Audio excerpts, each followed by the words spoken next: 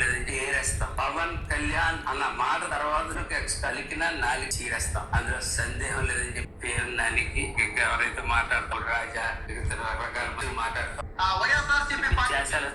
చేసాలస్తే ఏరేస్తాం. పవన్ కళ్యాణ్ అన్న మాట తర్వాత చివరి ఒక చీరేస్తాం. సందేహం పేరు నానికి ఎవరైతే మాట్లాడతారు రకరకాల మనుషులు మాట్లాడుతూ ఉన్నారు.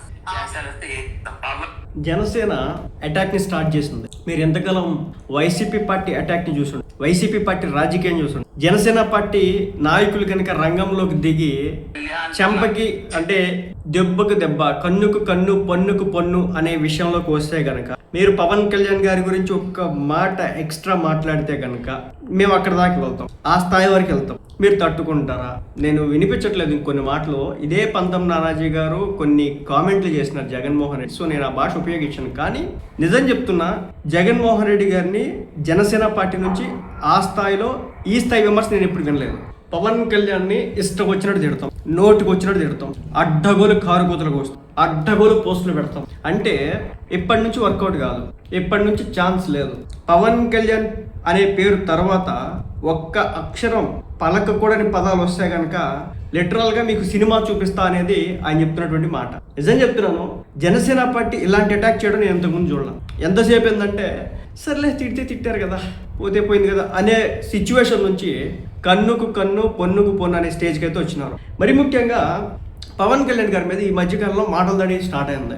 ఎందుకు చెప్తాను, పవన్ కళ్యాణ్ అనే వ్యక్తి, చంద్రబాబు నాయుడు గారు, పవన్ కళ్యాణ్ గారు వీళ్ళిద్దరు విడిపోవడానికి ఇష్టపడలేదు. కూటమి 15 ఏళ్ళు అంటున్నారు. వీళ్ళు కలుసున్నంత వరకు జనసేన టీడీపీ అధికారంలోనే ఉంటుంది. సో దీంతో ఇప్పుడు పవన్ కళ్యాణ్ గారి దగ్గర నుంచి ఆయన సొంత సామాజిక వర్గాన్ని దూరం చేసే ప్రయత్నం చేస్తూ ఉన్నారు. సో ఈ ప్రయత్నంలో భాగంగా వీళ్ళు ఒక మీటింగ్లు పెడుతున్నారు.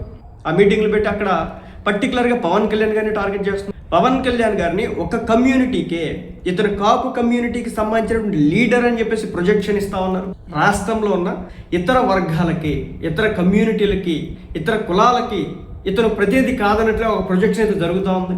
అలాగే ఒక విషయం కూడా వచ్చింది, కాపు సీఎం అంట. అది కూడా వైసీపీ నుంచి. మరి అంబటి రాంబాబు అవుతారా, బొత్స సత్యనారాయణ అవుతారా, లేదంటే కనుక గుడివాడ అమర్నాథ్ అవుతారా, లేదంటే మన ఇంకా చాలామంది ఉన్నారు, కన్నబాబు గారు ఉన్నారు, మన దాడిశెట్టి రాజా గారు ఉన్నారు, అలాగే ఇంకా కొంతమంది అయితే ఉన్నారు, ముద్రగడ పద్మనాభం గారు ఉన్నారు. సో వీళ్ళల్లో ఎవరైనా చేస్తారా అనే చూడాల్సి ఉంది. ఒక సభ పెట్టేసుకొని ఏదో అన్నారంట. ఇలాంటి నేపథ్యంలోనే అంటే పవన్ కళ్యాణ్, టీడీపీ, చంద్రబాబు నాయుడు గారు విడిపోరు కాబట్టి పవన్ కళ్యాణ్ గారి దగ్గర ఉన్నటువంటి సొంత ఏదైతే అది అభిమానం ఉందో, లేదంటే కనుక ఆయన కమ్యూనిటీ ఉందో, దీని అంతటినీ కూడా ఆయన దగ్గర నుంచి డివైడ్ చేసే ప్రక్రియ స్టార్ట్ చేస్తున్నారు. విజయవాడలో జరిగినటువంటి ఒక సంఘటన, కృష్ణలంకలో జరిగినటువంటి ఒక సంఘటన తీసుకొని ఎంటైర్ కాపు కమ్యూనిటీ మీద కూటమి ప్రభుత్వం యుద్ధం చేస్తూ ఉంది. నిజం చెప్పాలంటే ఆ పోలీస్ అధికారి కూడా అదే కాపు కమ్యూనిటీకి సంబంధించిన, ఆ చంపినటువంటి అబ్బాయి కూడా కాపు కమ్యూనిటీకి సంబంధించిన. వీళ్ళు ఈ అబ్బాయి ఎవరైతే ఈ అల్లర్లు సృష్టించినటువంటి అబ్బాయి వల్ల, లేకపోతే కనుక ఆ అబ్బాయి మీద కొన్ని కేసులు ఉన్నాయి, ఆ అబ్బాయికి సపోర్ట్గా నిలబడుతున్నారు. కానీ ఆ పోలీస్ అధికారి విషయంలో మాత్రం వీళ్ళ వైఖరి మీరు చూడండి అని చెప్పేసి జనసేన వాళ్ళు మాట్లాడడం జరుగుతుంది. మొత్తానికి పవన్ కళ్యాణ్ గారిని ఒక స్థాయికి మరిచి మీరు మాట్లాడితే కనుక, స్థాయికి మించి మీరు మాట్లాడితే కనుక దానికి తగ్గ సినిమా మేము చూపిస్తాం అంటున్నారు. మరి ఇది ఎట్లా వెళ్తుందో చూడాలి.